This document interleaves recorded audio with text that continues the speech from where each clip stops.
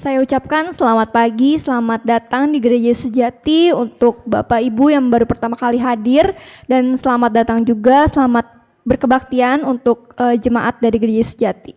Puji Tuhan, pada pagi hari ini kita bisa sama-sama berkumpul di rumah Tuhan untuk bisa sama-sama menghadiri rangkaian KPI kita yang terakhir.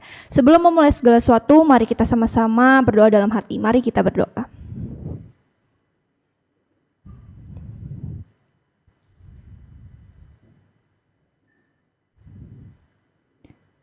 Haleluya, amin.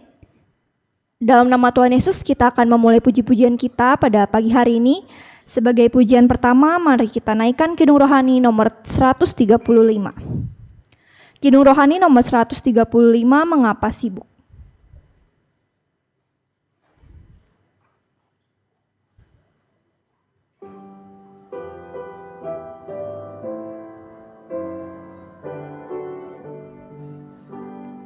Teman terkasih, mengapa sibuk? Teman terkasih, mengapa sibuk? Adakah harapan, berharapankah bila jauh tiba masuk surga?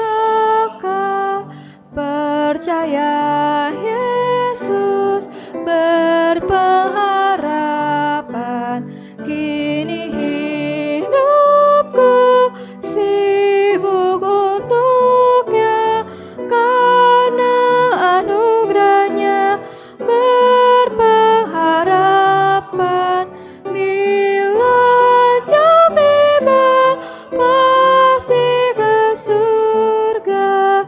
Di dalam Tuhan ku diselamatkan, turut jalannya pasti ke surga. Di dunia bertemu takkan lama, bila masih hidup sibuk untuknya. Kesibukan adalah frasa yang identik dan melekat pada diri manusia. Setiap harinya kita sibuk dengan segala rutinitas kita, dengan pekerjaan kita, baik di kantor, baik di rumah. Tapi dari lagu ini kita mau sama-sama merenungkan, kita mau sama-sama introspeksi diri. Selama ini kita sudah sibuk dengan kesibukan di dunia. Apakah kita juga mau sibuk mengurus rohani kita? Apakah kita mau mengusahakan kerohanian kita supaya nantinya kita bisa memiliki pengharapan untuk bisa sama-sama masuk ke surga yang mulia? Pujian kedua, mari kita naikkan Kidung Rohani nomor 18, Pujilah Anugerah Tuhan.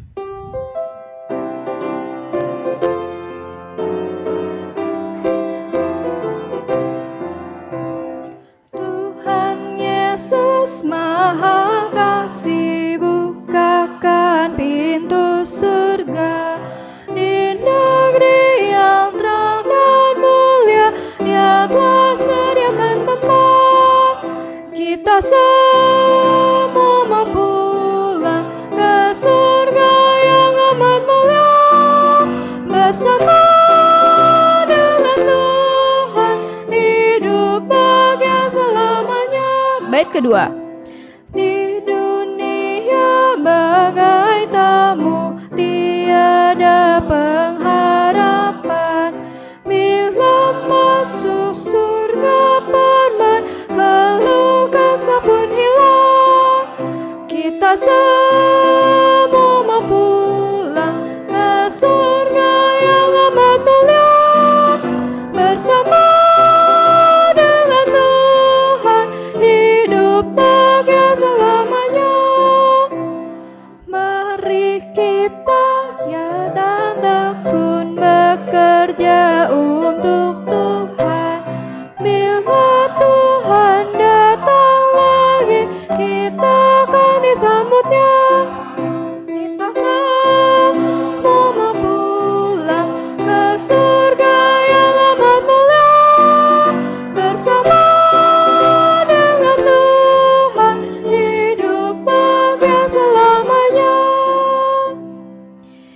Kita semua mau pulang ke surga. Tentunya kita semua dari sini ingin bersama-sama bisa pulang ke rumah Tuhan.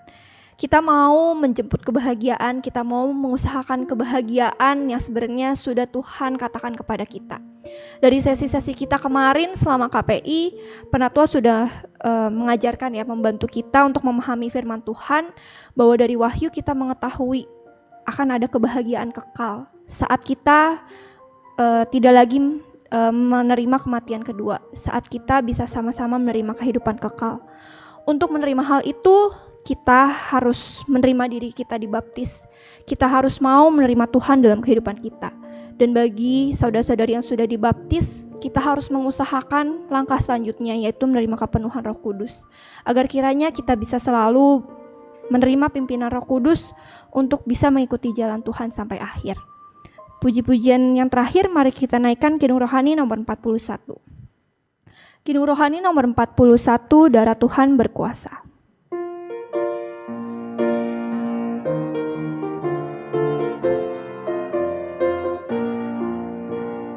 Maukah dosamu dihapuskannya, darahnya kuasa, maha kuasa, hati bersih mengalahkan dosa, kuasa darahnya ajaib, ada kuasa, kuasa ajaib, darah domba, ada kuasa, kuasa ajaib.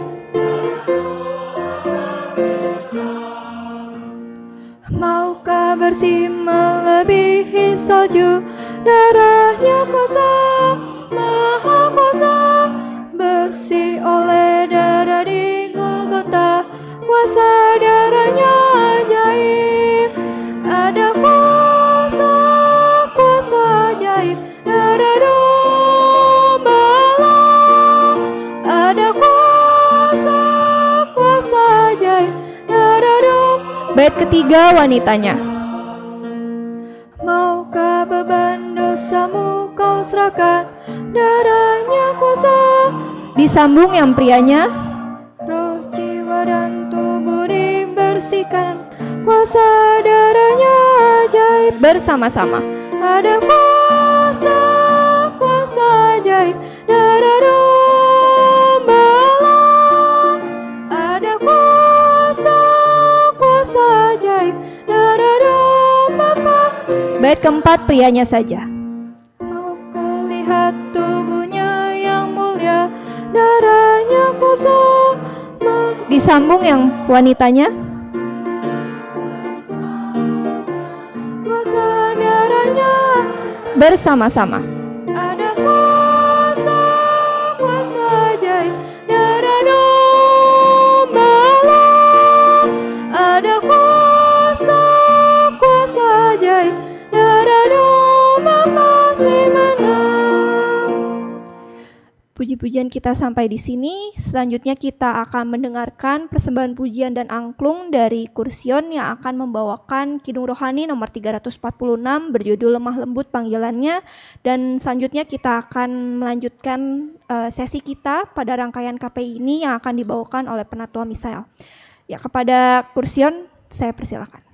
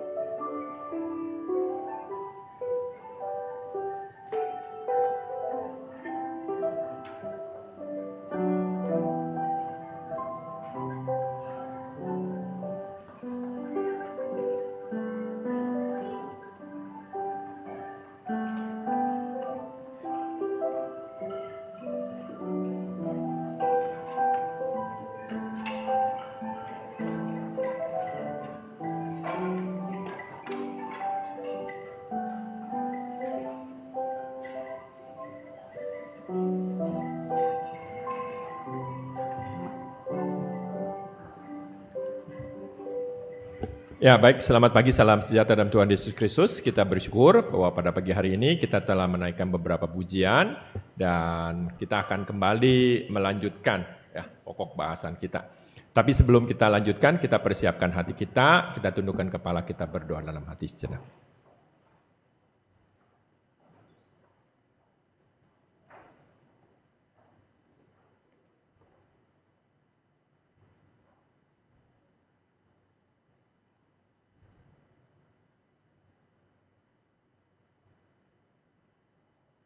Amin.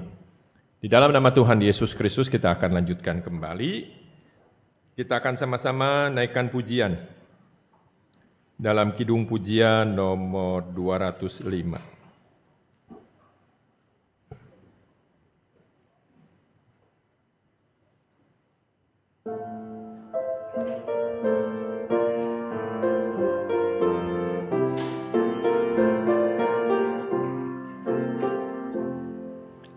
Tuhan mati demi kita, tubuhnya dimakamkan. Pada hari yang ketiga, Dia bangkit kalahkan maut. Selama 40 hari menampakkan dirinya, Dia bersabda tentang surga, lalu naik ke surga.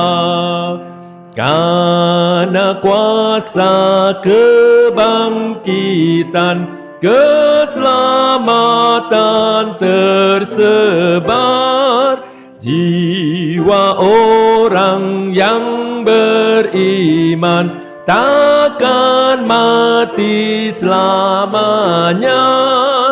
Akhir zaman umat Tuhan kan bangkit dengan mulia, mengenakan tubuh mulia, terangkat jumpa Tuhan. Bila suara sangkakala yang terakhir berbunyi, semua umat Tuhan bangkit, berkumpul dan taktanya. Tubuh fana jadi kekal, takkan mati selamanya.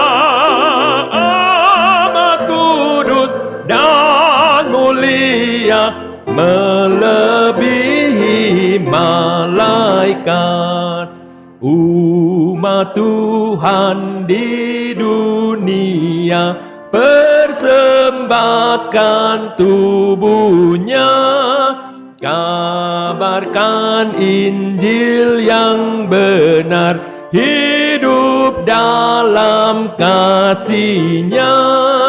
Tuhan akan mengubahku jadi tubuh rohani, bersamanya selamanya, hidup damai di surga. Ya, kita bersyukur bahwa kita boleh mengenal Tuhan kita Yesus Kristus. Karena kasih-Nya lah pula yang membawa kita berada di tempat ini. Kita bisa ada di sini bukan karena kita punya kebaikan, bukan karena ada kelebihan, tetapi karena memang Allah sendirilah yang telah memilih kita. Kembali lagi, sebagai orang yang percaya keberadaan Tuhan, kita harus mempercayai yang namanya sifat Allah. Salah satu sifat Allah adalah Dia memiliki satu keabsolutan mutlak untuk memilih orang yang akan diselamatkannya. Ya, kita nggak bisa bilang kok itu nggak adil dong. Kita susah. Karena dia bukan satu kekuatan energi yang lahir dari cara berpikir kita baik. Sangat-sangat berbeda. Nah ini yang seringkali kacau di antara kita ya. Dia bukan, memang dia Allah yang memiliki pribadi, yang memiliki sebuah kehendak. Sama seperti kalau hari ini saya orang kaya, punya uang, saudara-saudara ini lagi tinggal di sebuah asrama yatim piatu, pasti di antara sekian banyak ini ada yang baik, ada yang usil, ada yang jahat. Pasti. Benar tak? Tapi sebenarnya di mata Allah, di mata saya sebagai orang kaya sama aja kalian ini. Apa? Yatim piatu, tidak berbapak, tidak beribu. Lalu saya pilih. Diaken Rehwel saya pilih. Saya pilih. Siapa? Tuh yang di belakang pakai baju merah. Saya pilih. Bruce Lee ya. Saya pilih lagi yang di atas. Karena saya masih berasa duit saya masih banyak nih. Ya. Eli kayaknya ya. Saya pilih dia. Udah, selesai. Saya tidak pilih yang lain. Boleh nggak yang tidak dipilih itu protes sama saya?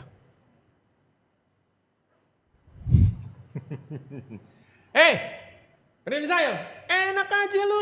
Gua kan lebih baik. Kenapa lu nggak pilih gua? Itu kan apa urusan gua. Lu nggak dipilih kan tetap sama ada di situ. Benar tak? Ya, sebagai anak yatim piatu sama. Semua manusia sama di hadapan Tuhan. Berada di mana? Kuasa dosa. Kalau kita hari ini bisa kenal Yesus, lalu kita ada di dalam Tuhan Yesus dibaptiskan, itu bukan karena kehebatan kita. Allah yang datang menghampiri kita. Ya, bukan usaha kita. Maka di gereja, di kekristenan, sesungguhnya tidak ada orang yang suci. Hamba Tuhan itu tidak ada yang suci. Karena di mata Allah sama. Dia hanya alat.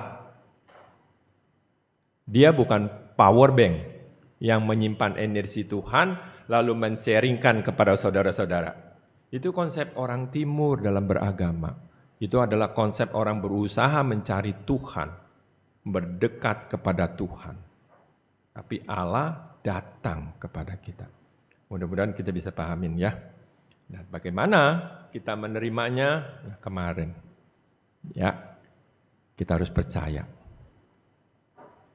Lalu memberi diri dibaptis supaya kita sama-sama mati, sama-sama bangkit.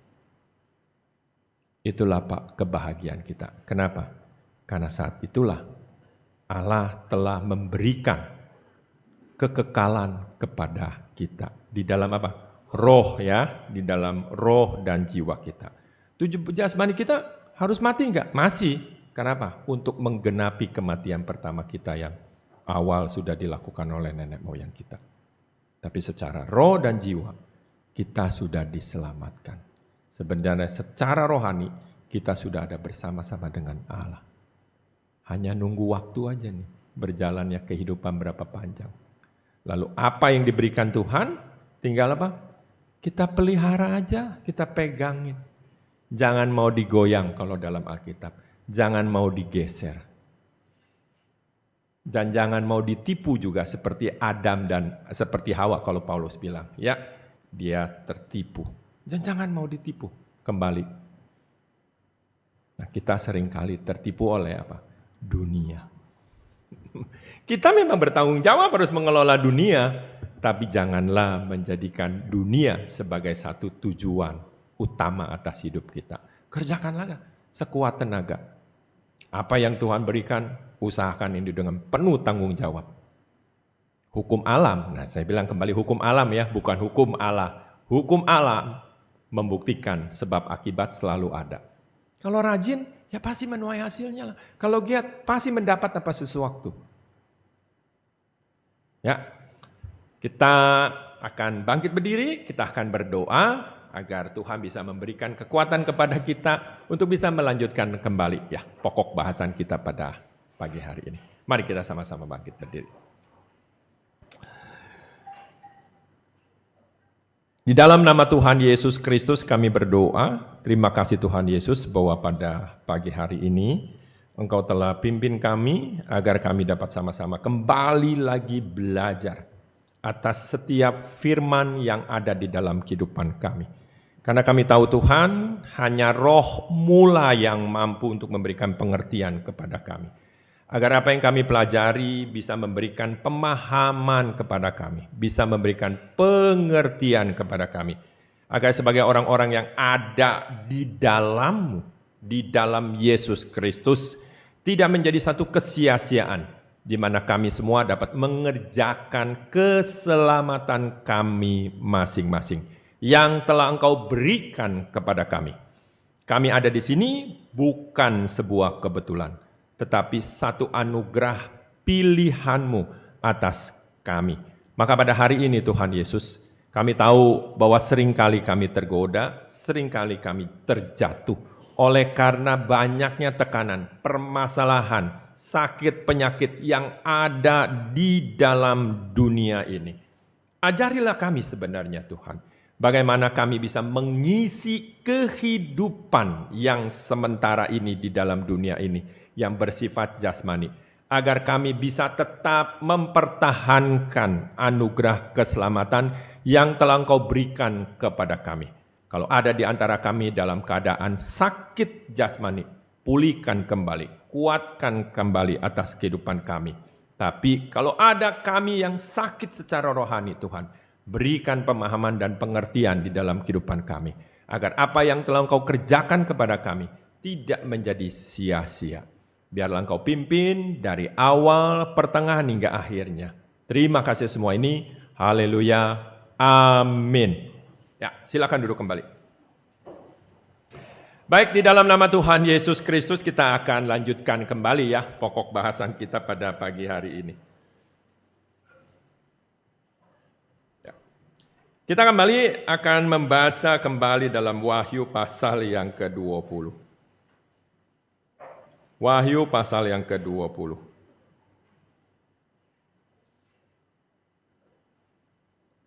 Ayat yang ke-6.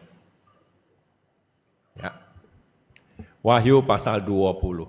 Karena memang pokok bahasannya ada di sini ya. Berbahagia dan kuduslah ia yang mendapat bagian dalam kebangkitan pertama. Itu, kematian yang kedua tidak berkuasa lagi atas mereka. Tetapi mereka akan menjadi imam-imam Allah dan Kristus. Dan mereka akan memerintah sebagai raja bersama-sama dengan Dia 1000 tahun lamanya. Kalau kita membahas pokok lanjutannya, tentu kita harus bahas tentang gereja sebenarnya ya. Gereja. Kenapa? Karena ini di belakangnya berbicara tentang gereja. Kenapa bisa demikian? Kita harus tahu dulu begini.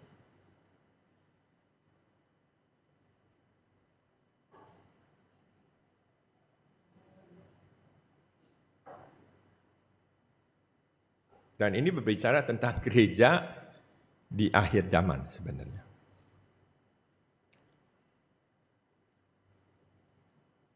Kita dudukan porsinya dulu ya.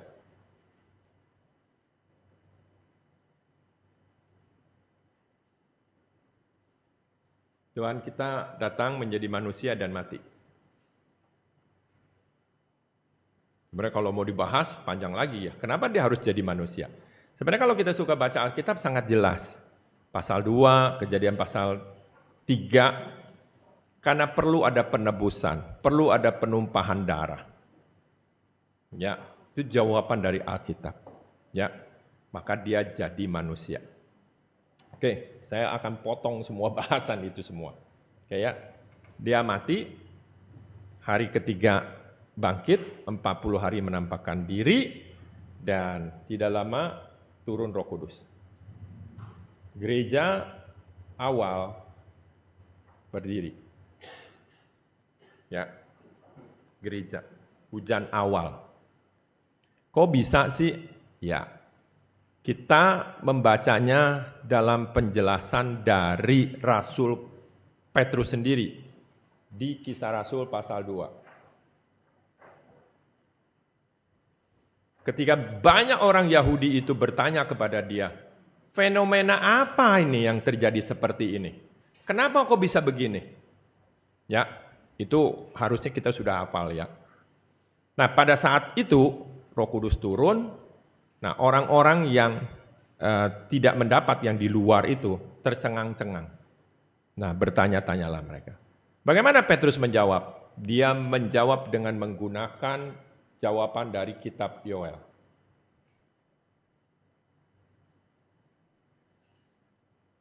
Jadi dia membuka janji Tuhan. Kitab Yoel, sangat lama ya. Itu kemungkinan hampir 700-800 tahun sebelum peristiwa itu terjadi. Sudah dinubuatkan. Jadi sangat-sangat lama. Jadi sudah dinubuatkan sangat lama. Ya, dan dia mengutip dari itu.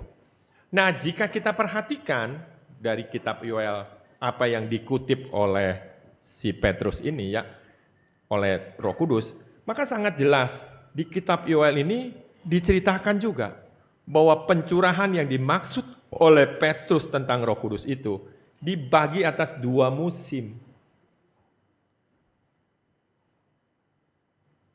Hujan awal dan hujan akhir.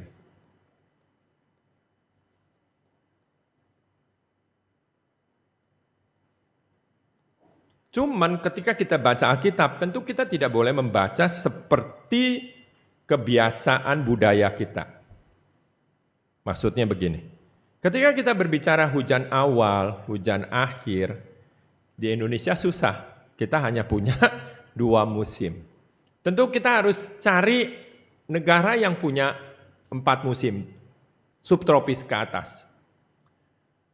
Anggaplah Cina. Nah, kalau kita lihat dari orang Tionghoa, kapan musim hujan awal? Orang Tionghoa, hujan awal itu jatuhnya di musim semi. Kuonian, ya, orang Tionghoa itu mematok awal tahun itu Kuonian, itu awal musim semi. Itu yang disebut hujan awal. Tadinya kan dingin sekali ya, beku. Tiba-tiba suhu mulai memanas, es yang beku itu mulai mencair. Nah, mereka tahu bakal hujan. Maka kalau orang Tionghoa, hujan bawa berkat. Tapi hujan kebanyakan, ciloko. Ya, nah orang Tionghoa memang pinter ya. Hujan harus diberhentikan. Dalam konsep mitologi dia, ini kita lepas dulu ya dari kupas ala. Dalam konsep mitologi dia, dunia itu kan dibagi 4 penjuru mata angin, timur, barat. Nah, setiap penguasa lautan itu ada naganya sendiri ya, penjaga lautan itu sendiri. Apa yang harus dilakukan? Wow, selama dari awal musim semi terus hujan. Wah, kalau hujan terus, bukan lagi untung bagi orang Tionghoa, banjir ya. Gimana nih? Itu naga ya, nakal ya, hujan terus nyembur. Potong. Naga dipotong. Makanya tanggal 15 ada tarian naga. Ngapain? Suruh dia, stop bro, jangan hujan lagi. Lu kalau hujan kebanyakan, turun, stop. Lu nakal-nakal, bakar, potong. Makanya terakhir harus bakar apa? Gotong naga ya. Naga dipotong-potong. Bakar, selesai. Gak boleh lanjut. Itu mitologi orang Tionghoa. Kenapa? Ini berkaitan hujan awal. Hujan akhirnya kapan? Nanti tuh nih sekarang nih ya.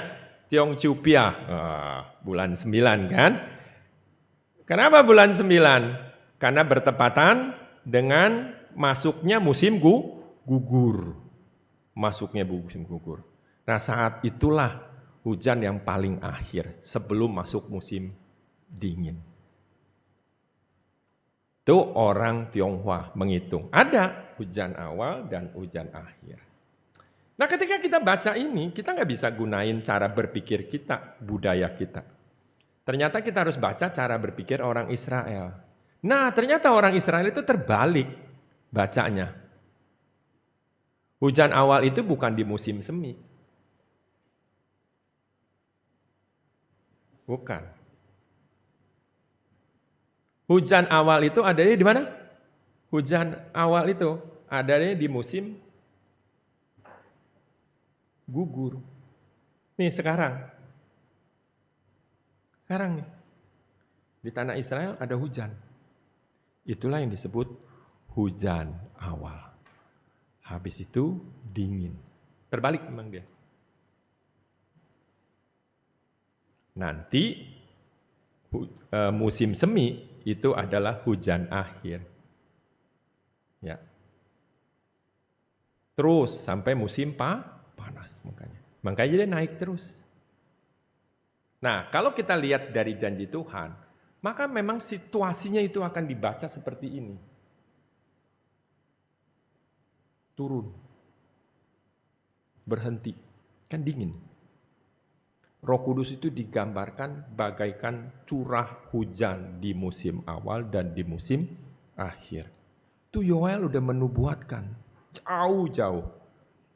Kepadamu akan diberikan hujan awal pada waktunya dan hujan akhir.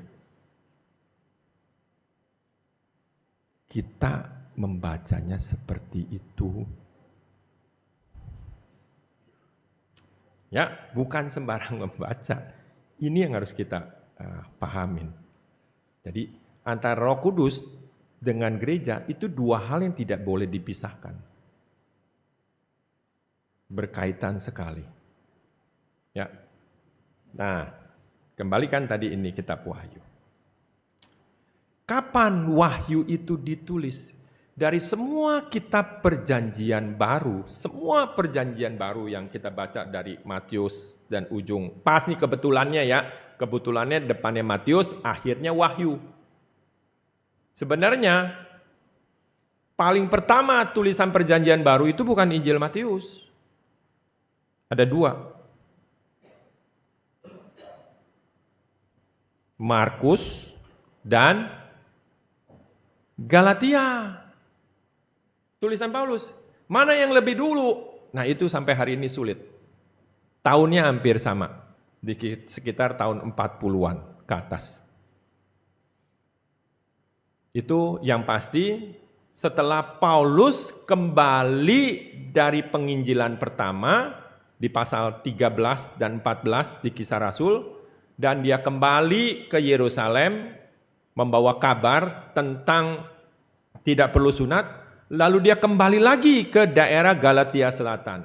Nah disitulah di pasal 16 dia tertolak sebenarnya. Dan Roh Kudus juga menolak dia untuk kembali lagi ke daerah itu. Dia harus pergi ke Eropa, ikut perintah Tuhan. Nah itu di tahun 40-an. Nah karena dia tertolak, tapi dia kan merasa risau ya atas gereja di Galatia Selatan. Kenapa? Ada Injil yang lain, lalu mereka mempertanyakan kerasulannya. Nah itu tulisan Paulus di Galatia. Itu yang pertama ditulis oleh Paulus. Dan ada kemungkinan itu pula lah tulisan dari semua perjanjian baru yang kita baca itu paling pertama. Oke ya, itu hanya knowledge ya. Nah yang terakhir mana Pak Pendeta? Yang terakhir ya ini, Wahyu ini. Kemungkinan sudah di sini.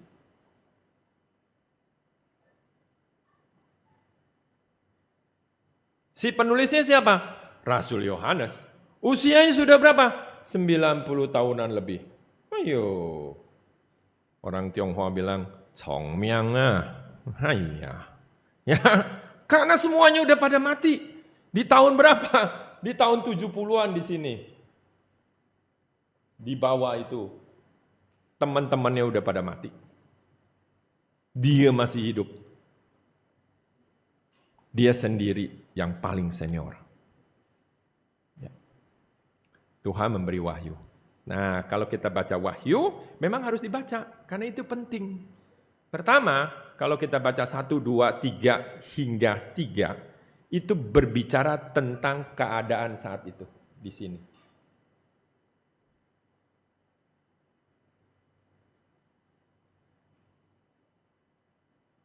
Hanya dibagi 2 bahan, keadaan saat itu.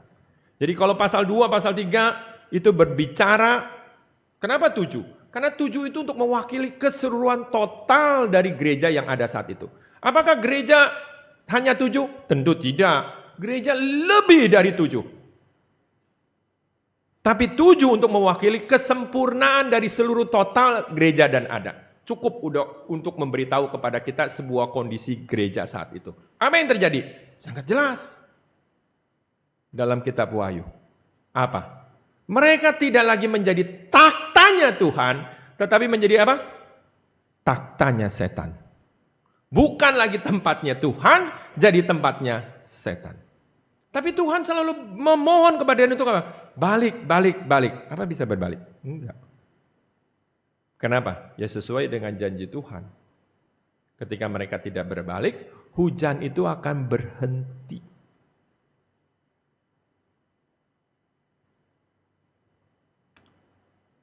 Nah itu seperti tadi tuh, hujan gugur, terakhir berhenti, masuk musim dingin, berapa panjang? Ya itu waktunya Tuhan. Nah di atas 4, 5 terus panjang ya, sampai yang kita baca. Sebenarnya itu berbicara bukan yang lalu, tapi dia berbicara tentang yang akan datang di sini.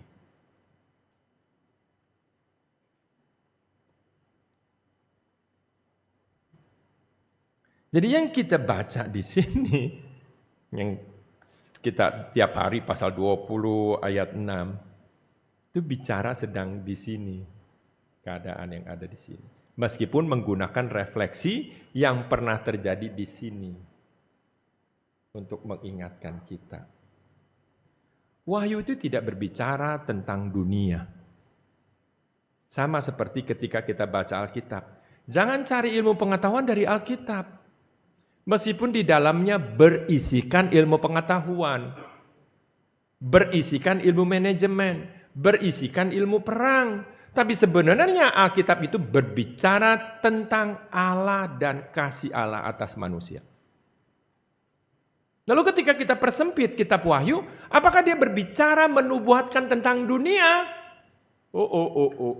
Banyak di antara kita pada hari ini kecele sebenarnya membahas itu. Orang malah Iran lagi perang nih, Irak nih ya. Wah sekarang nih Hamas nih lagi rame nih. Kira-kira ya. Enggak. Sebenarnya dia berbicara tentang gereja pokok utamanya.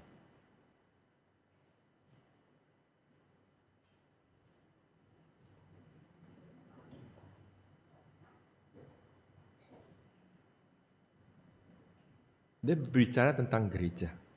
Hanya kan gereja itu adalah satu kerajaan yang benar-benar hadir di tengah-tengah dunia ini. Bukan dalam bentuk pemerintahan ya. Ini sebuah kerajaan Allah. Yaitu gereja itu sendiri. Dia ada di tengah-tengah. Siapa rajanya? Ya Yesus Kristus. Bukan saya sebagai rajanya. Allah sendiri, Yesus sendirilah rajanya. Dan dia sedang berbicara kondisi ini. Nah ketika berbicara kondisi ini, tentu karena dia ada di tengah dunia, tentu ada situasi keadaan dunia saat itu. Ada, tapi dia bukan pokok utamanya.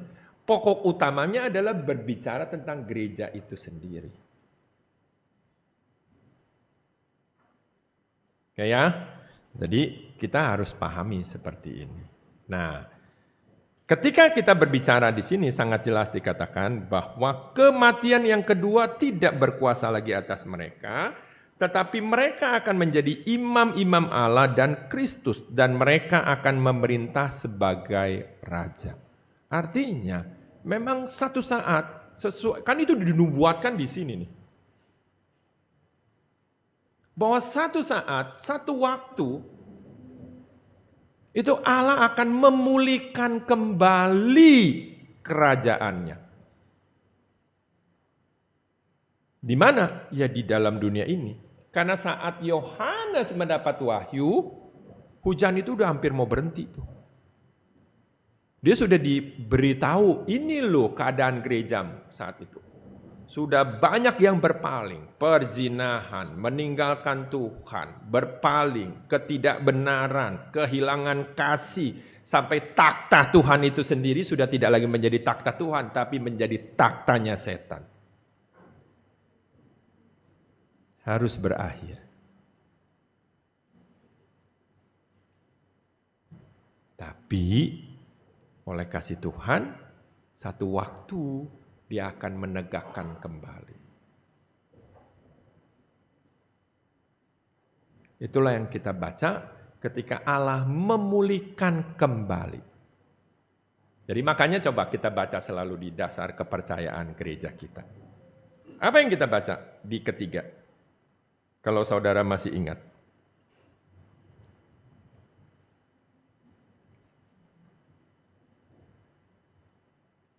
Percaya gereja Yesus sejati didirikan oleh Roh Kudus pada masa hujan akhir, lihat ya. Untuk memulihkan kembali. Jadi apa yang menjadi dasar? Ini dasarnya. Ini dasar. Melanjutkan kembali. Ya. Dari apa yang sudah dinubuatkan oleh Tuhan. Oke, kita potong dulu ya, stop sampai sini. Kita belajar yang sederhana dulu. Karena pasti kita lagi kacau nih. Ya.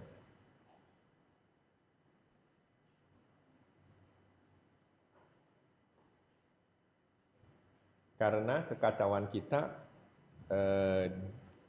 diaduk dari hal yang biasa nggak biasa ya. Contoh kayak kemarin, saya seru juga sih.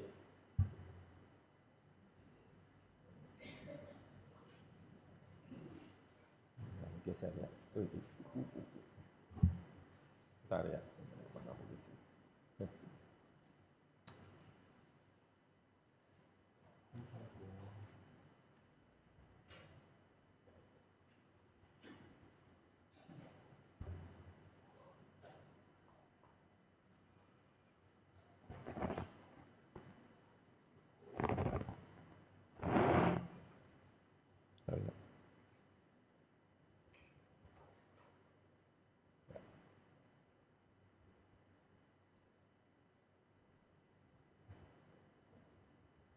Seperti kemarin aja ya, saya udah bilang bahwa kekristenan itu, mohon maaf ya, tapi memang kita nggak bisa bicara di luar nih. Entah bisa dibilang geblek kali ini orang. Tapi kalau kita harus pahamin Alkitab memang begitu. Kenapa? Karena kita kan udah menyerap pemikiran umum, general, umum. Apa? Agama. Kalau orang nanya sama kita, agama lu apa? Kristen. Betul nggak? Iya kan? Nggak mungkin. Oh, saya bukan beragama nih. Kenapa? Kata pendeta saya, kita tidak dalam posisi beragama. Lu bisa dilempar batu. Benar nggak? Nggak salah memang. Karena kita harus nerima pandangan secara general umum ini nih. Pandangan umum, pendapat umum. Karena memang udah begitu, ya udah. Nggak apa-apa. Tapi kita sendiri harus memahami nilai yang sebenarnya kita pegang atas kebenaran itu. Nah, gimana? Ya kemarin konsepnya. Saya kan udah bilang bahwa sebenarnya kita tidak bisa dikategorikan sebagai orang yang beragama. Kan kemarin ya, kalau ini adalah Allah, ini manusia. Dia jatuh dalam dosa. Berada dalam kuasa maut. Dosa memisahkan. Terpisah ya. Kecenderungan manusia adalah menjauh dari Tuhan. Tapi karena manusia adalah ciptaan mulia, Dia ingin cari Tuhan. Berusaha mendekati Tuhan. Nah, dalam jawaban kekristenan, Alkitab tidak bisa. Karena ada dosa. Karena Allah itu Maha Kudus. Gak bisa. Nah, usaha manusia itu, ingat ya, oi, jangan ngantuk ya. Waduh. Karena saya kemarin ngobrol, saya nggak bicara itu, ngantuk ente. Usaha manusia itu melahirkan agama. Maka religion di dalam dunia ini banyak.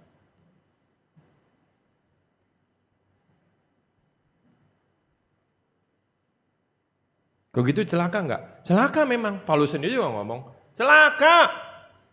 12. Nggak bisa. Kenapa?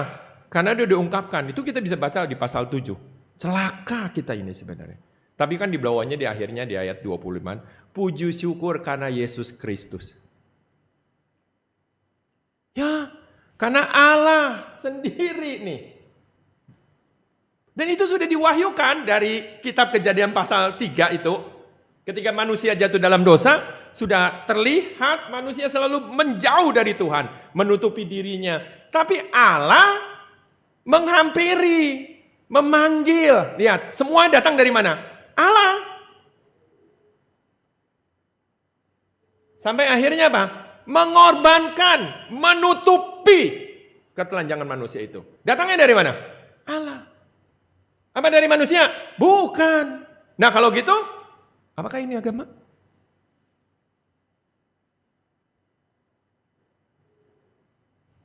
Bukan. Jadi apakah kita kekristenan adalah agama? Bingung. Oh, pendeta ini ngomong apa sih?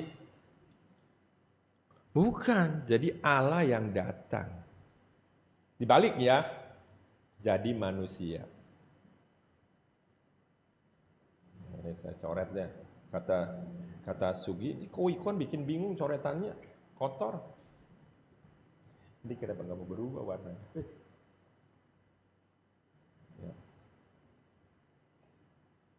Nah, ini.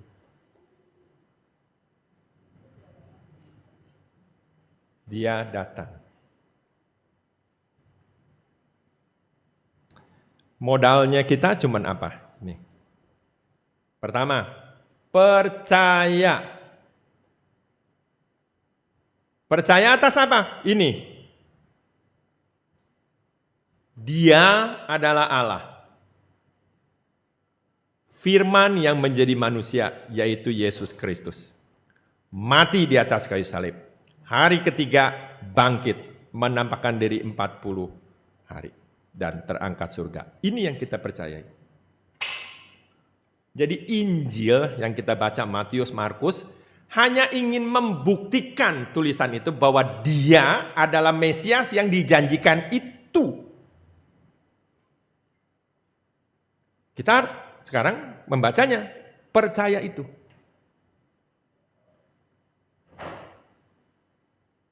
Harus percaya itu. Itu langkah paling awal. Percaya. Kalau percaya apa yang terjadi? Allah membenarkan.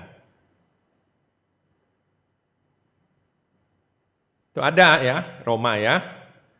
Paulus itu mengutip ketika Kejadian pasal 15 ayat 6 untuk menjelaskan ini. Karena dia ingin mematahkan cara berpikir orang Yahudi atas hukum Taurat. Maka dia buka itu, ini enggak. Membenarkan. Dan juga sunat. Sunat dan membenarkan duluan mana? Ya duluan membenarkan, baru ada sunat. Dari mana? Percaya Abraham. Kejadian 15 ayat 6 ya. Saya nggak usah buka. Membenarkan. Kenapa manusia perlu dibenarkan? Karena kita ada dosa. Kalau dia tidak membenarkan dulu dengan tidak menutupi, tidak dengan memperhitungkan, celaka kita. Nggak bisa. Makanya ini. Lalu mungkin saudara akan tanya, Pak Pendeta, Tapi kan anak bayi gimana?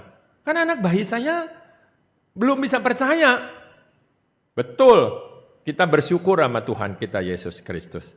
Betul, kalau kayak begini susah. Jadi orang besar yang baru bisa percaya. Anak bayi gimana?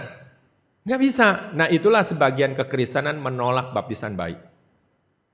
Kita gimana? Kita gimana? Jangan takut, Markus 2. Ini bukan sembarangan ngomong, Markus 2, pasal 2. Ya, pasal 2. Di situ diceritakan kepada kita, di atas ada satu orang lumpuh. Orang lumpuh ini kenapa? Akibat siapa? Dosa. Lihat, statement Tuhan sangat jelas. Akibat dosa. Dosa ya. Sakitnya ini karena dosa. Bagaimana dia bisa pulih? Apakah dia beriman? Enggak, baca dengan baik. Yang beriman siapa sebenarnya? Yang nandu. Yang nandu. Nandu dia, bawa dia, 4 orang ini. Temuin Tuhan Yesus. Enggak ketemu, susah karena saking banyaknya. 4 orang ini tetap berinisiatif, manjat ke atas. Lalu ngapain? Diturunin orang itu dari atas. Dibuka atapnya, diturunin. Orang itu langsung turun. Enggak, orang itu masih di atas. Maka statement Markus sangat jelas. Yesus melihat siapa? Iman mereka. Mereka yang di mana? Yang di atas. Itu Markus melihat iman yang di atas, lalu dia berkata kepada yang di bawah, "Hai anak, dosamu diampuni."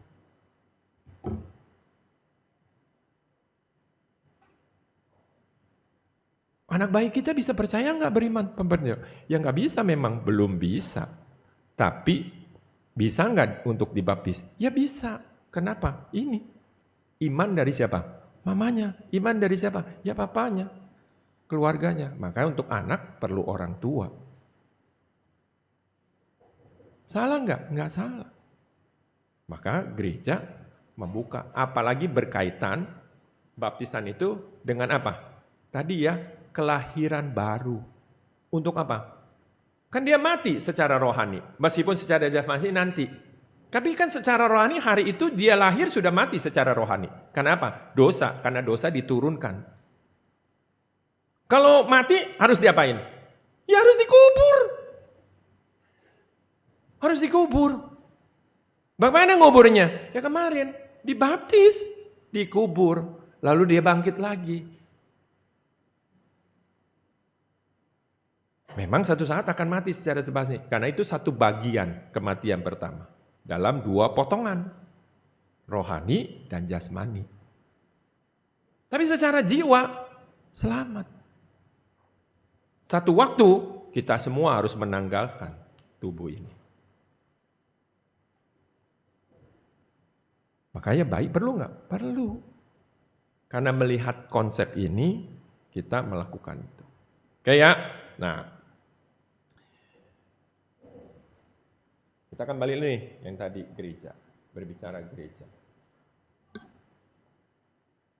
Kalau kita baca sangat jelas ya, di atas berbahagialah dan kuduslah ia. Itu kan sifatnya tunggal ya untuk seseorang ketika menerima baptisan.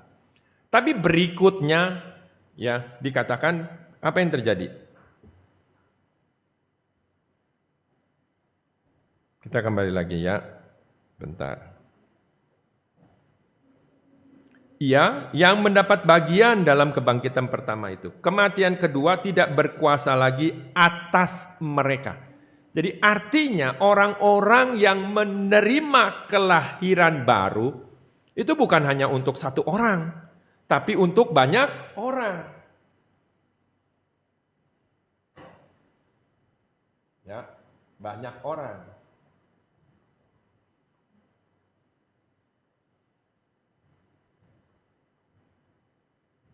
Oke, kalau ini Yesus, kita harus masuk di dalamnya.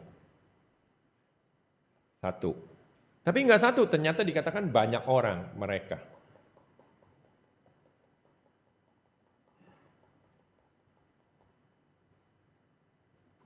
Kumpulan dari banyak orang ini apa?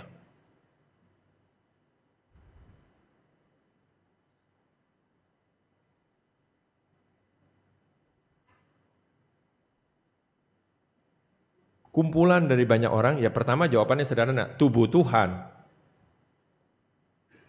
Tapi sebenarnya apa? Gereja.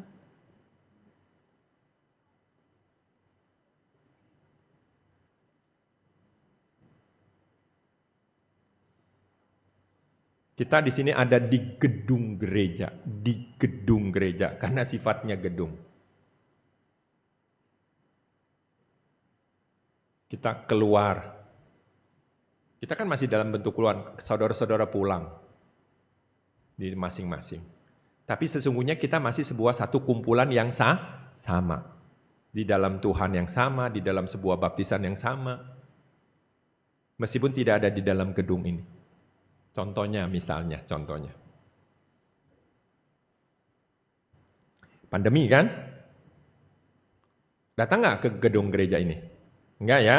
Enggak. Saudara-saudara tetap masih bisa ibadah gak hari Sabat? Ada. Di mana? Di rumah masing-masing kan ya? Via online. Kesana, kesini ya. Banyak tersebar. Sebenarnya gereja, saudara berada di dalam gereja nggak sebenarnya? Gereja. Dalam gereja. Dalam gereja. Nah cuman kan, kalau gitu kita boleh online aja Pak Pendeta, ngapain kita? Betul, kalau pandemi. Karena manusia itu makhluk sosial, kita butuh persekutuan, hubungan interaksi dengan satu dengan yang lainnya. Ketika pandemi itu surut, ya semua orang harus hadir. Nggak bisa terus-terusan online. Kalau terus-terusan go online, godaannya besar. Kenapa godaan besar? Kalau awal sih mungkin masih sopan-sopan, karena nggak ada kiri kanan, online dibuka. Toh juga nggak dibuka video camnya. Udah belekan nggak belekan, lah. Yang penting si penjaga Zoom-nya, si Anu buka, Dia cuma tahu buka. Padahal ngapain di dalam, di rumah? Cuman buka doang, duduk. Coba. Apa yang terjadi? Hanya dilepasin aja videonya atau Zoom-nya. Kitanya sendiri enggak di situ dengan serius. Bisa nggak dibuat serius? Bisa memang, tapi enggak mudah tantangannya. Maka mau tidak mau, gereja menggerakkan kembali lagi nih setelah pandemi. Ngapain? Ayo kumpul. Kayak, udah paham ya? Nah kita kembali dulu dalam sebuah pengertian dasar. Ya. Karena kita menggunakan penggunaan Indonesia ya. Karena kata gereja itu sebenarnya berasal dari bahasa Portugis, diserap ya. Igreja. Itu bahasa Portugis. Ini saya ngambil dari kamus ya. Indonesia yang beredar. Jadi memang diserap dari misionaris Portugis. Sinonimnya, jadi yang sama. Kalau diterjemahkan ke dalam bahasa Indonesia itu sebenarnya jemaat. Ya, jemaat. Jadi kata serapan. Nah, jemaat itu sendiri serapan dari bahasa Arab. Nah, jemaat itu sendiri dalam bahasa Arab mengandung makna adalah himpunan umat. Himpunan ya. Himpunan. Ingat ya, himpunan dari umat. Nah, kalau kita bisa amati sesungguhnya kata gereja itu berasal dari bahasa mana? Yunani. Ya, dia menggunakan dua kata sebenarnya. Yaitu eklesia, ek dan kaleo. Nah, ek sendiri artinya adalah keluar. Kaleo itu memanggil. Dari luar dipanggil, saudara. Tapi kita harus tahu, kata eklesia itu, Nah, ini yang kita dengan umum agak berbeda. Ya. Sorry, bentar.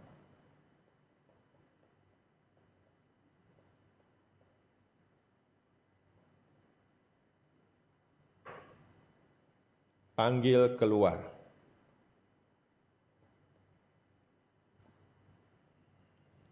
Sebelum kekristenan ada, sebelum Yesus lahir, kata ini sebenarnya udah umum dipakai oleh orang-orang Yunani. Untuk apa sebenarnya? Mereka sama ya, punya satu budaya. Kadang-kadang ada permasalahan di sebuah kampung. Mereka perlu diskusi. Ada bencana, ada gempa, ada serangan musuh, ada kebakaran nih. Oh, mereka dikumpulin. Panggil keluar. Keluar dari mana? Ya dari tempat masing-masing, dari rumah, dari tempat di mana mereka berada. Mereka berkumpul, diskusi.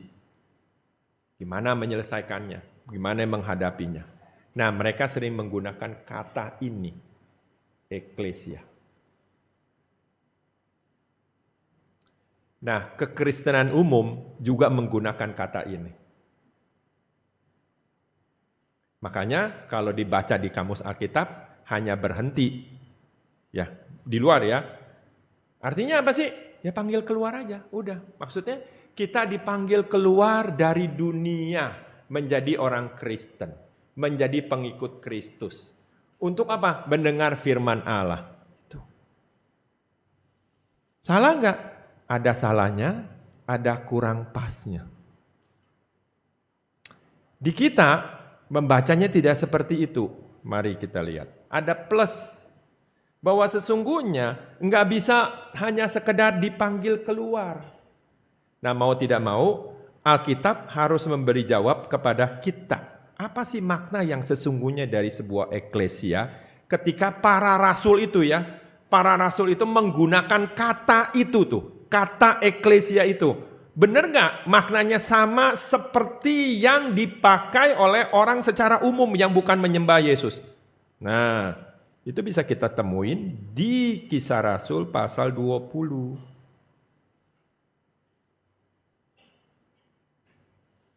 Ayat ke-28.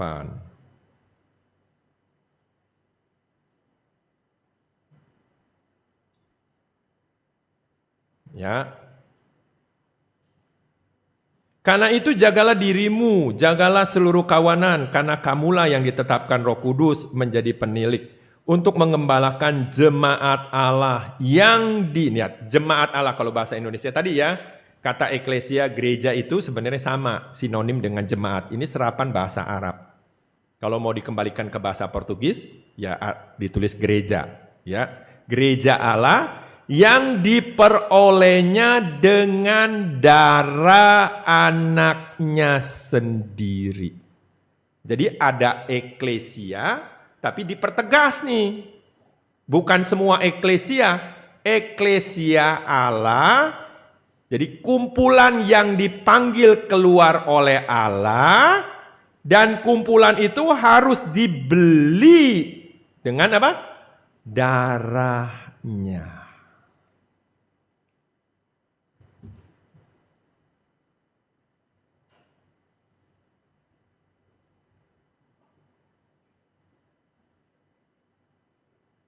Bisa enggak? Kumpulan.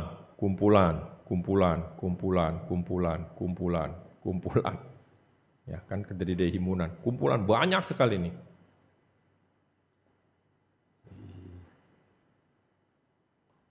Ya.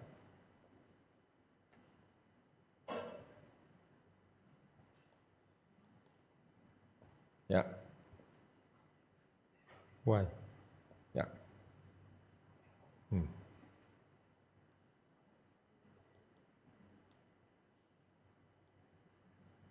Ya, kumpulan ini, dia kumpul, mengklaim diri. Saya penyembah Yesus. Tuhan saya Yesus. Maka saya ini gereja. Bisa? Nggak bisa. Nggak bisa. Kan saya udah kumpul sama-sama orang yang dipanggil oleh Yesus. Saya menyembah dia loh. Saya menghormati dia, saya menjadikan dia Tuhan. Bisa nggak disebut gereja? Sesungguhnya nggak bisa.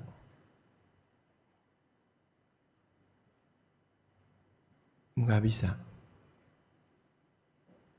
Kalau mereka disebut kumpulan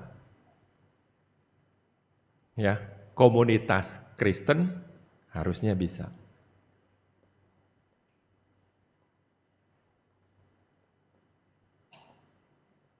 Kenapa? Karena pemuja Tuhan Yesus. Gereja tidak bisa seperti itu.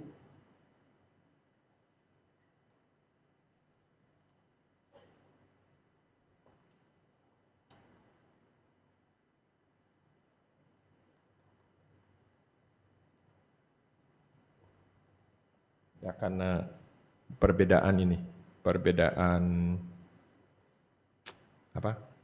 resolusi ya, jadi masalah antara saya dengan yang di ujung. Gereja tadi ya, orang-orang yang ada di sini nih,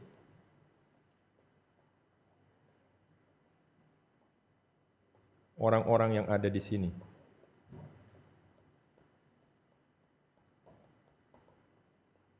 mereka ini harus dibeli oleh siapa? Oleh darah Yesus.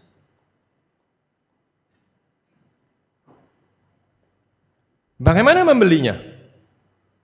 Kemarin kita sama-sama mati, sama-sama bangkit. Itu baru gereja.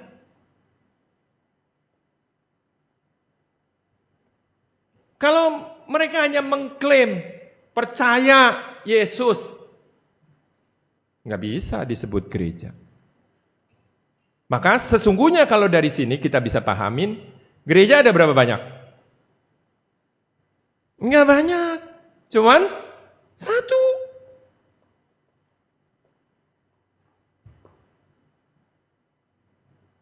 Nggak akan banyak. Nah ini Wahyu bilang ya, mereka akan menjadi imam-imam.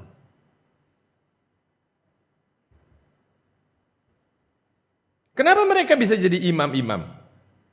Karena mereka telah dilahirkan baru, bangkit. Secara rohani ada di dalam Yesus. Dan mereka adalah kumpulan bukan satu, itulah gereja. Bisa banyak, ya nggak banyak. Semua harus sama. Dan dia berdiri di dalam dunia ini, ada di dalam dunia ini. Jadi sesungguhnya gereja ada berapa banyak? Ya satu. Gak mungkin banyak.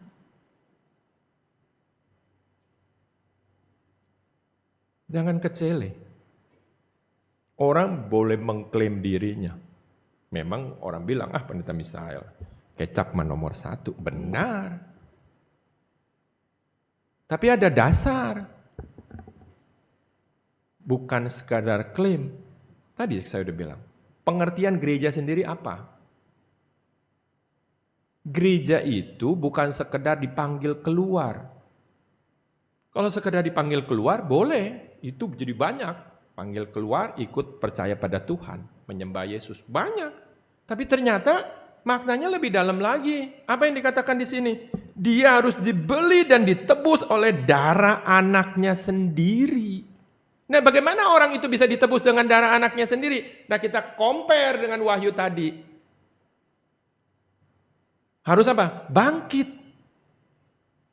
Mengalami kebangkitan pertama. Saat kapan? Saat dibaptis. Jadi kita susun tuh.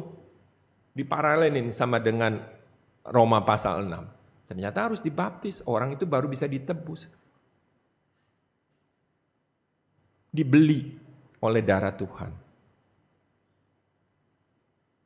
Bukan salah itu tahapan pertama, orang harus percaya. Begitu percaya Allah membenarkan. Memang itu proses, nggak salah. Dan kita memang harus melakukan itu prosesnya. Itu terjadi. Bagaimana bisa Anda dibaptis tapi nggak percaya pada Yesus sebagai Tuhan? Anda dipaksa kalau gitu. Nggak bisa, harus percaya dulu. Makanya kenapa gereja memperkenalkan siapa Yesus, mengajarkan siapa Yesus. Supaya kita ngerti, percaya bahwa dia adalah Tuhan, Juru Selamat, amin, percaya, ya lanjutin, nggak bisa selesai. Makanya di gereja perlu belajar katekisasi, ya perlu. Mama saya 70 tahun aja belajar. Meskipun mungkin nggak 100% untuk dipahami dengan baik. Tapi harus belajar supaya ngerti kenapa kita perlu menyembah Yesus. Kenapa dia Tuhan. Kenapa dia Juru Selamat. Enggak tiba-tiba langsung dicelup, selesai. Nggak bisa begitu. Nah anak-anak, nah tadi kembali kalau anak-anak. Ini kita bicara orang dewasa ya. Ini proses. Tapi apa semua orang bisa kalau mengakui diri sebagai orang yang percaya Yesus selalu disebut sebagai gereja kumpulan itu? Ya nggak bisa. Karena kumpulan itu harus merupakan sebuah kumpulan yang dibeli dan ditebus oleh darah Yesus. Itu. Nah, kalau kita mau baca Alkitab lagi, itu kan tadi ya.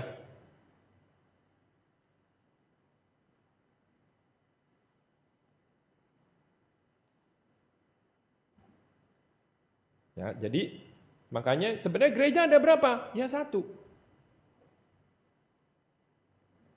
Sejak Yesus mati, ya Roh Kudus turun, dia berakhir karena sesuai dengan nubuatan Tuhan, hujan awal dan hujan akhir.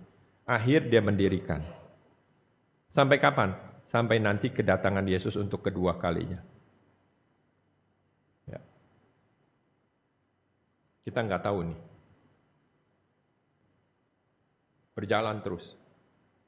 Dia seperti dari musim semi terus itu hujan akhir sampai musim panas. Ini berakhir. Bukan berarti di sini ada satu, ya. Di sini ada satu lagi jadi dua. Enggak. Makanya kita lihat dasar kepercayaan kita kan tiap Sabat kita baca. Gereja sejati didirikan oleh Roh Kudus. Bukan didirikan oleh pendeta Misael, bukan didirikan oleh penatua Paulus W. Bukan. Mereka hanya pekerja awal. Pekerja awal. Didirikan oleh siapa? Tuhan kita Yesus Kristus sendiri. Dan kita bersyukur, begitu kita bilang bahwa kita didirikan oleh Tuhan Yesus, banyak orang dunia itu mentertawakan. Kenapa coba masuk website? Pendiri gereja sejati, Yesus Kristus. Hah? Emang kapan? Nah, permasalahannya mereka tidak paham. Kenapa nggak pahamnya? Gini, latar belakang pekerja awal kita, mohon maaf, itu sama seperti mama saya percaya Yesus. Tidak punya latar belakang sama sekali sebagai orang Kristen. Kalau punya latar belakang, wajar. Ini sama sekali nggak punya latar belakang sebagai orang Kristen. Pedagang kain. Memang diinjili. Tapi nggak mungkin juga dia sudah baca Alkitab secara total. Belum. Karena pendek kok umurnya. Sejak dari wahyu dia dapat memwahyu dan dia mewartakan hanya 2 tahun. Selesai itu mati. Serius. Dia hanya dapat wahyu. Yang kemarin baptis itu salah. Ulang. Harus begini. Ini perjamuan kudus harusnya begini. Harusnya begini. Harusnya begini. Apa dia baca Alkitab? Boro-boro. Itu sama seperti kamu nanya sama mama saya. Nggak punya latar belakang. Tapi kok bisa ya sampai hari ini? Ya karena wahyu Tuhan, makanya kita percaya, untung aja. Nah, kalau Anda sekarang bilang, kok ikut cerita ini? Ya wajar, orang saya belajar 3 tahun. Guru saya banyak, makanya saya bisa bercerita. Karena latar belakang saya belajar. Tapi kalau orang kayak Paulus, gimana belajarnya? Enggak ada.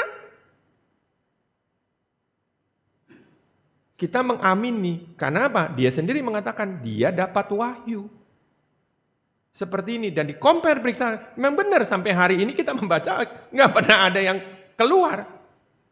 Makanya kita nggak pernah tuh tulis, Gereja Sejati didirikan oleh Paulus W. Nggak ada. Karena Tuhan Yesus sesuai dengan janjinya. Dan apa yang terjadi? Nggak dikatakan lagi ada baru. Dia bilang apa? Memulihkan kembali. Kenapa memulihkan kembali? Karena memang ada akhir di hujan awal, berakhir.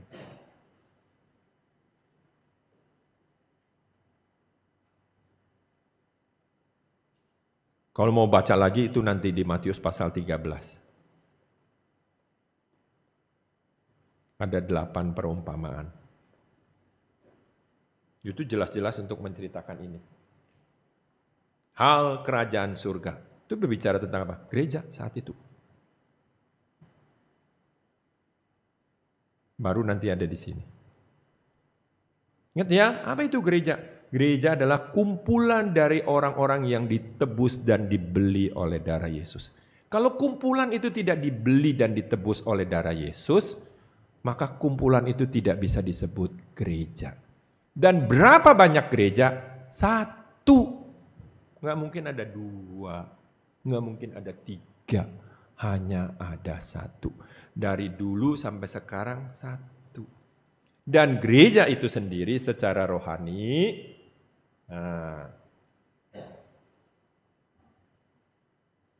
sudah ada jauh sebelum dunia itu ada.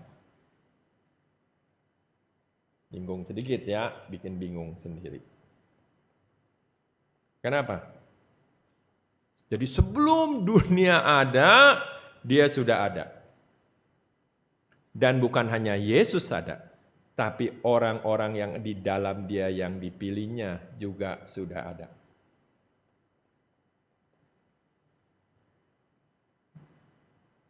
Begitu ada dunia ciptaan, adanya ruang dan waktu. Ya. Manusia jatuh dalam dosa. Sampai penggenapan atas janjinya ini, datanglah dia sebagai manusia, mati di atas kayu salib. Kan ada orang-orang ini, iya. Jadi, matinya Yesus di atas kayu salib 2000 tahun yang lalu, bukan hanya untuk orang yang akan datang di sini,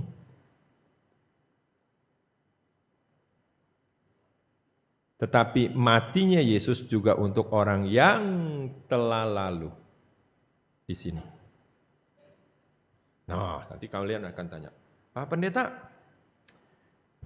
kan mereka nggak dibaptis? Iya, betul.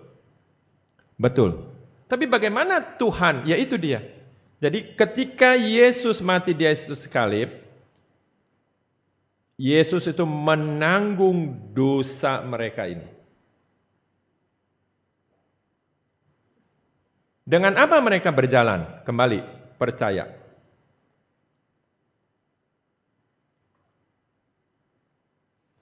Allah memberi wahyu kepada Musa, karena kita percaya kitab Kejadian itu ditulis Musa. Berapa ribu tahun kemudian setelah zamannya Adam. Jadi kitab Kejadian itu bukan ditulis oleh Adam, bukan ditulis oleh Musa, bukan ditulis oleh Nuh, bukan ditulis oleh Yusuf, tapi ditulis oleh Musa. Nah, ketika Tuhan memberitahu kepada Musa, Allah memberitahu apa? Nih, wahyu dan firman Allah tentang bagaimana Allah akan menyelamatkan. Itu sudah dari awal sejak si Adam jatuh dalam dosa. Dia sudah beritahu bahwa penebusan perlu adanya penumpahan darah. Perlu adanya korban. Itu kan Kejadian pasal 3. Jadi secara iman, Adam dan keturunannya harus mengimani, percaya bahwa satu saat akan ada karya penebusan yang dilakukan dan dibuat oleh Allah.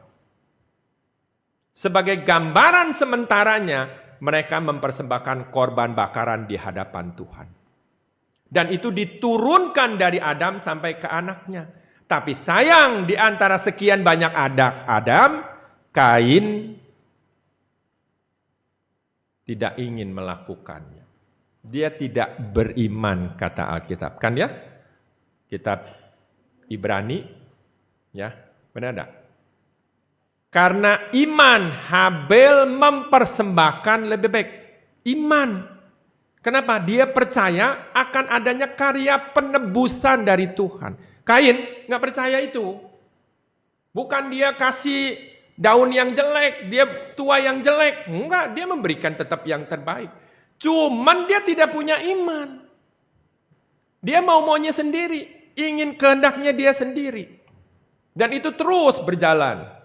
Sampai ya zamannya Nuh, lihat, ada mezbah enggak? Ada. Zamannya Abraham, ada enggak mezbah? Ada. Sampai turun akhirnya zamannya Musa. Nah, ketika zaman Musa, Tuhan mengatur dan memberikan apa? Firman dan hukumnya. Kepada apa? Umat pilihan. Dan tetap itu dikerjakan. Dengan apa? Dasar iman.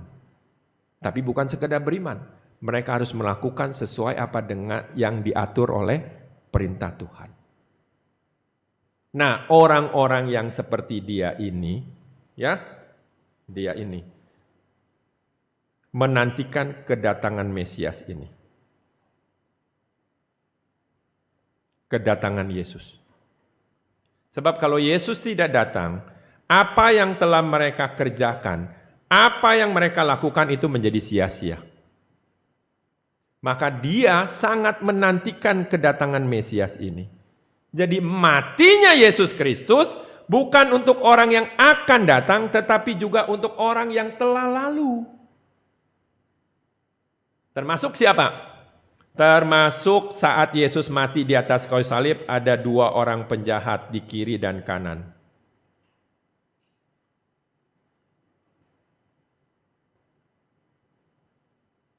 Yang satu bertobat, percaya bahwa dia adalah Mesias.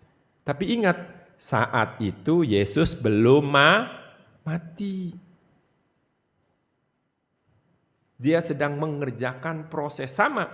Saat di sini Adam, Habel, Nuh, ya, Metusala, Abraham, Yakub, Ishak, Musa, Daud. Yesus sudah mati belum? Belum. Tapi dia percaya bahwa Allah akan datang untuk menggenapi karya penebusan itu.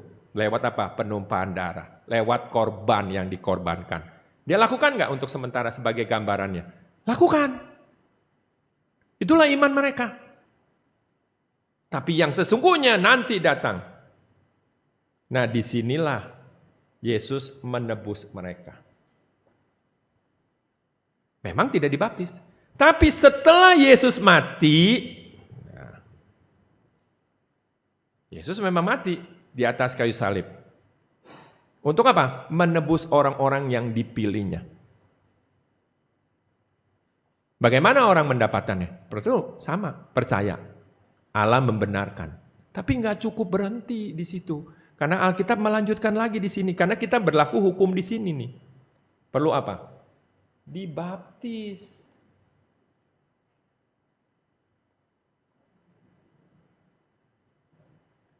Berbeda dengan yang di sini. Nah, banyak orang, dulu kok orang, kan Yesus datang aja bisa menyelamatkan ini, orang-orang ini nggak dibaptis. Benar. Karena dia belum datang dan dia belum mati. Saat orang itu hidup. Nah, kalau kita, ada apa? Hukum yang baru, perjanjian yang baru. Untuk bisa menerima anugerah Tuhan di atas kayu salib, bukan hanya sekedar percaya. Tapi perlu apa? Dibaptis. Nah, kumpulan dari orang-orang ini basu disebut gereja. Nah, gereja itu sendiri sebenarnya memang adalah kumpulan secara rohani orang yang ada di sini dengan orang yang ada di sini. Satu kumpulan. Inilah gereja yang sesungguhnya. Ada berapa? Hanya satu. Nggak mungkin dua. Bingung ya? Tapi kita harus ngerti supaya nggak kacau. Kita semua menyamakan kalau orang yang percaya Yesus, pasti itulah kumpulan gereja. Enggak bro, enggak begitu. Baca Alkitabnya, enggak begitu. Gereja itu hanya satu. Dari dulu sampai sekarang, dia tetap satu. Dan kita bersyukur kalau kita bisa memahaminya. Ya, kenapa? Karena disinilah kita sedang berada. Kita baca terakhir kembali ya, diingatkan. Berbahagia dan kuduslah ia yang mendapat bagian dalam kebangkitan pertama itu. Kematian yang kedua tidak berkuasa lagi atas mereka, tetapi mereka akan menjadi imam-imam Allah dan Kristus. Mereka akan memerintah sebagai raja bersama-sama dengan Dia 1000 tahun lamanya. Jadi kita sedang bersama-sama dengan Tuhan Yesus di mana? Di kerajaannya sesungguhnya sekarang. Di mana kerajaannya? Ya di gereja. Di gereja itu, kumpulan dari orang-orang tebus itulah kerajaan Allah sendiri. Hanya ada berapa? Ya hanya satu, nggak mungkin banyak. Nah, kita udah tahu ya, kita sudah ada berlian kita nih. Jangan mau digeser cara berpikir kita. Celaka, rugi. Banyak di antara kita suka gitu, tergeser, tergoyang. Oh enggak, di situ begini-gini, kan dia juga percaya Yesus, sama kok dia nyembah Yesus. Berarti kita belum mengerti. Enggak semua orang yang menyebut Tuhan Yesus adalah Tuhan, pasti adalah kumpulan itu adalah orang yang ditebus dan dibeli oleh darah Yesus. Dia hanya komunitas Kristen benar, yang mengklaim dirinya. Tapi gereja sendiri harus kumpulan dari orang-orang yang dibeli dan ditebus oleh darah Yesus. Baru bisa disebut gereja. Ya, oke, amin.